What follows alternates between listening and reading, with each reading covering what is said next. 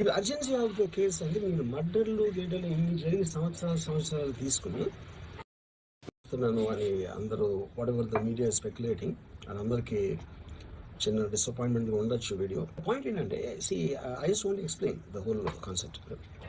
ఇప్పుడు నేను ఆల్మోస్ట్ ఒక 1 year బ్యాక్ ఏదో ట్వీట్స్ పెట్టాను అనే ఎలిగేషన్.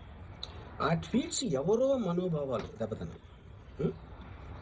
ఇక్కడ విచిత్రం ఏంటంటే 1 year బ్యాక్ పెట్టిన ట్వీట్స్ 4 డిఫరెంట్ ప్లేసెస్లో 4 డిఫరెంట్ జ్యూరిస్డిక్షన్స్లో 4కి ఒకే 3-4 రోజుల వ్యవధిలో వాళ్ళ మనోభావాలు దెబ్బతిన్నాయి. వాళ్ళు ఆ పరంగా కంప్లైంట్ ఇవ్వడం, కేసులు పెట్టడం జరిగింది. ఇక్కడ పాయింట్ 1, ఎవరి మీద అయితే నేను పెట్టానని వాళ్ళు చెప్తున్నారో వాళ్ళకి లేదు, ఎవరో థర్డ్ పార్టీ, అసలు సంబంధం లేనివాడు. ఆ కాంటెక్స్లో అసలు ఈ కేసు ఎలాగా, ఈ సెక్షన్స్ ఎలా వర్తిస్తాయి అనేది అప్పుడు ఆబ్వియస్గా నాకు